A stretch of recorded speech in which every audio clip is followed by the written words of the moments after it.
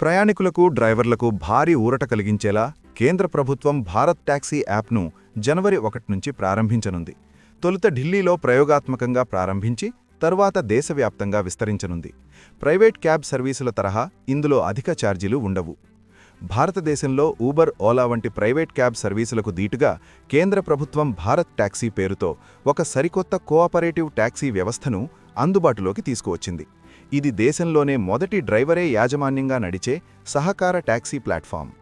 దీనిని కేంద్ర సహకార మంత్రిత్వ శాఖ మరియు నేషనల్ ఈ-గవర్నెన్స్ డివిజన్ ఎన్ఈజీడీ కలిసి అభివృద్ధి చేశాయి. ఇది సహకార్ టాక్సీ కోఆపరేటివ్ లిమిటెడ్ ద్వారా నిర్వహించబడుతుంది. ఇది పూర్తిగా జీరో కమిషన్ మోడల్. ప్రైవేట్ సంస్థలు ప్రతి రైడ్పై 20 నుండి 30% కమిషన్ తీసుకుంటాయి. కానీ భారత్ టాక్సీలో డ్రైవర్లు ఎటువంటి కమిషన్ చెల్లించక్కర్లేదు.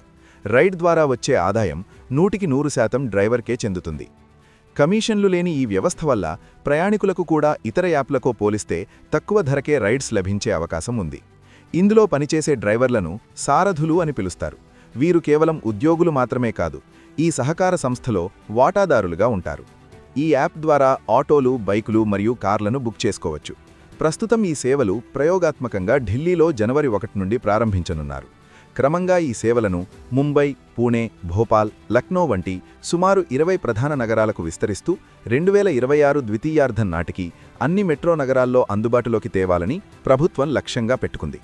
2030 నాటికి దేశవ్యాప్తంగా 1,00,000 మంది డ్రైవర్లను ఈ ప్లాట్ఫామ్లో చేర్చుకోవాలని కేంద్రం భావిస్తుండగా ఇప్పటికే 56,000 మందికి పైగా డ్రైవర్లు రిజిస్టర్ చేసుకున్నట్లు సమాచారం.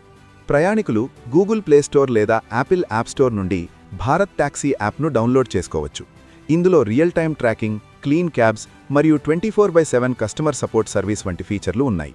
ఇదిలా ఉండగా ఇప్పటికే ఇదే పేరుతో bharattaxi.com అనే ఒక ప్రైవేట్ కార్ రెంటల్ సంస్థ కూడా ఉంది. కాకపోతే వారు అవుట్ స్టేషన్ మరియు లోకల్ టూర్స్ కోసం క్యాబ్ సేవలు అందిస్తారు. కానీ ప్రస్తుతం వార్తల్లో ఉన్నది ప్రభుత్వ మద్దతు ఉన్న సహకార యాప్.